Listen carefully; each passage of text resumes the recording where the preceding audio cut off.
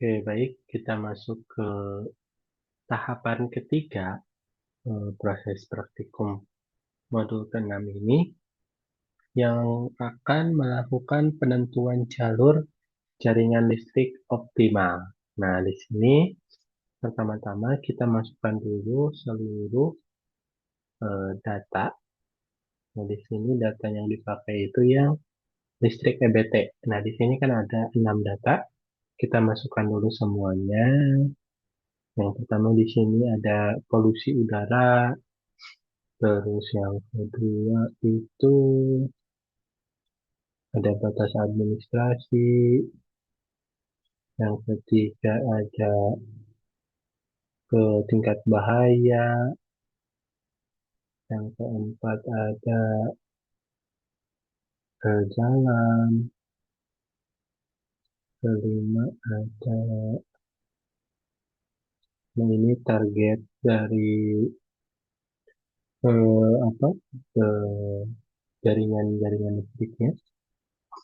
Terus yang terakhir itu ada titik pembangkit listriknya. Nah, setelah kita masukkan semua datanya, kita masuk ke prosesnya. Yang pertama kita cari dulu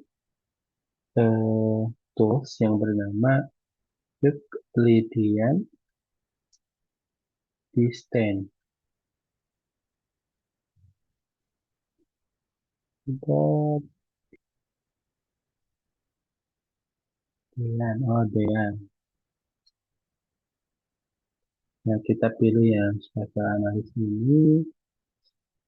Terus di sini kita inputkan rasternya itu ya jalan. Jadi kita pengen, pada intinya di sini kita pengen melakukan kayak kemarin, scoring lagi, scoring terkait jarak dari jalan. Nah, di sini kita simpan filenya. Misalkan di sini euk distance, disnya aja ya, dot div. Nah, jangan lupa kasih extension dot divnya gitu. Terus di sini kita masukkan maksimum distance-nya itu 5.000. Terus output cell size-nya atau ukuran pixel size-nya itu 1.000 saja. Terus di sini kita juga bisa distance meternya itu planar, dan kita simpan juga output direction rasternya. Ini kita namakan ini peer direction gitu. Datif juga. Klik save, terus kita klik OK. Kita tunggu. Nah, di sini sudah terbuat eh, raster yang tadi Euclidean distance ya, dan Euclidean direction-nya. Terus selanjutnya kita harus melakukan proses reclassify. Nah, sebenarnya ini prosesnya mirip-mirip dengan modul 5 sebelumnya. Nah, di sini kita pilih yang spatial analysis, terus raster yang kita input itu yang distance terlebih dahulu, distance saja sebenarnya. Terus di sini value, terus classify-nya itu kita pastikan natural break saja dengan 4 kelas. Diklik OK. Itu satu satu dua dua tiga empatnya menandakan semakin kecil itu semakin dekat, semakin besar nilainya itu semakin jauh. Terus di sini kita simpan. Misal ini kita namakan rec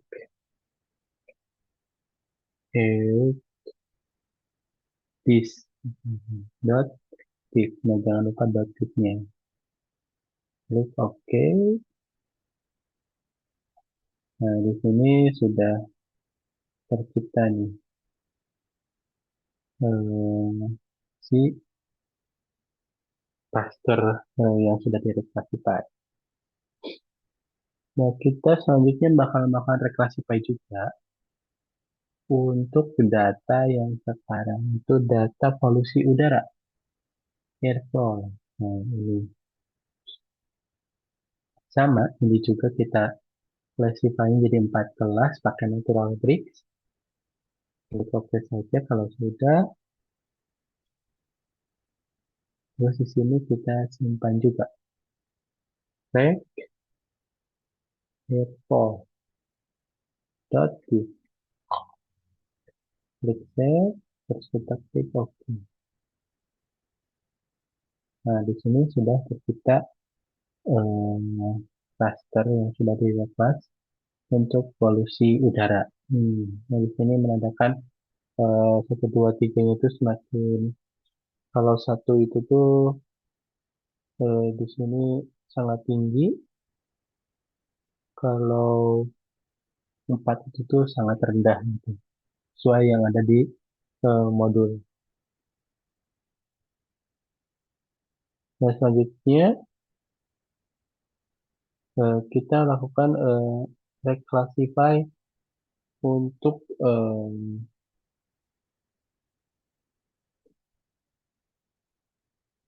dari reclassify untuk data bahaya atau hazard. Hazard. Nah, di sini sama, ini kan jadi banyak kelas nih. Kita klasifikasi pakai natural bridge juga, tapi jadi 4 kelas saja. Nah, selanjutnya klik OK, terus kita pilih penyimpanannya di sini take hazard.txt. Klik save, terus di sini nih 1, 2, 3 itu menandakan semakin kecil semakin rendah, nilainya makin besar dan makin tinggi juga resiko bahayanya. Terus kita klik OK. Nah, berikut tampilan raster hasil reklasifikasi bahayanya. Nah, sama kayak modul sebelumnya juga, kita bakalan pakai raster kalkulator. Nah, di sini sudah diberikan juga presentasenya. Nah, di sini yang pertama itu untuk jarak dari jalan. Di sini kita beri bobot 40%. Terus ditambah untuk yang polusi udara, ini kita kasih bobot 30%. Yang terakhir ini untuk tingkat bahaya, resiko bahaya, kita beri bobot 30% juga. Setelah itu kita simpan rasternya, misalkan overlay.txt.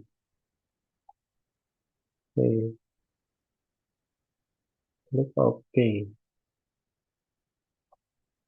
Nah, ini hasilnya. Nah, di sini tapi bedanya dengan kemarin kan, kalau kemarin habis ini ya udah sampai sini. Di sini kita melakukan lagi pakai analisis lanjutan, itu kita pakai namanya itu cost distance. Cost distance. Nah, di sini yang cost distance.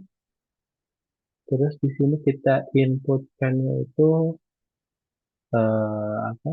Data sumber-sumber pembangkit listriknya. Terus input cost rasternya itu yang tadi hasil overlay-nya. Terus kita simpan. Jadi misalkan cost distance.t. Klik OK. Oh, klik save dulu. Terus misalnya dibiarkan saja. Oh, jangan lupa. eh, Selain itu kita perlu atur output backlink. Tambah saja ini. Berarti ini namanya post backlink. Backlink. Save. Klik OK. Nah, di sini bakalan terbuat dua raster baru yaitu cost backlink dan cost distance. Nah, nanti selanjutnya itu kita pakai eh, list di COSPED. Kita pakai COSPED. Nah, yang kita pilihnya yang spasial analis. Nah, di sini kita akan membuat jalur ya. Di sini target kita input raster. Yang pertama itu terkait targetnya. Terus kita pilih fieldnya itu yang grid code. Terus yang tadi ini kan cost distance. Itu kita pilih um, raster cost distance kita. Terus di sini juga diminta backlinknya. Kita masukkan yang backlink juga. Terus di sini kita simpan rasternya atau hasil proses prospeknya. Itu misalkan prospek batik. Oke. Nah, sisanya langsung kita klik OK.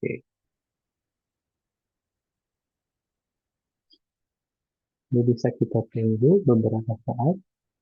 Dia sedang pada dasarnya melakukan pembuatan jalur dengan apa ya, mempertimbangkan berbagai parameter yang dimasukkan.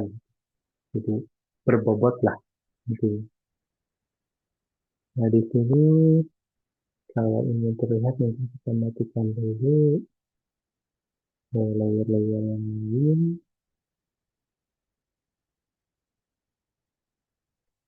Nah, ini eh, hasil prospeknya. Nah, ini bentuknya raster. Kita ubah dulu menjadi vektor. Di sini raster to polyline.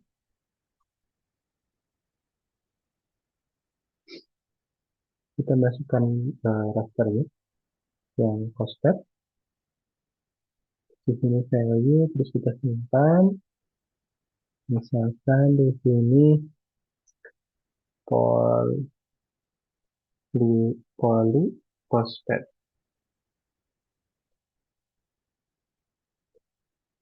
dot shp karena ini bentuknya vektor. Oke, terus kita klik oke.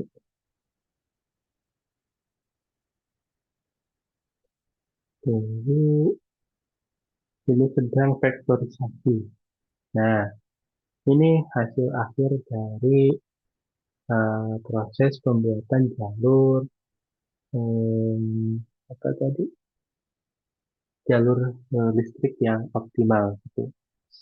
Ini jalur-jalurnya sudah terbentuk dari tadi titik-titik input yang merupakan sumber dari pembangkit listriknya menuju target gitu atau wilayah-wilayah area yang membutuhkan energi. Ya mungkin eh, seperti itu saja. Ini jangan lupa yang terakhir juga di screenshot atau yang paling sederhananya. Tapi kalau kalian ingin lebih bagus itu boleh di layout juga.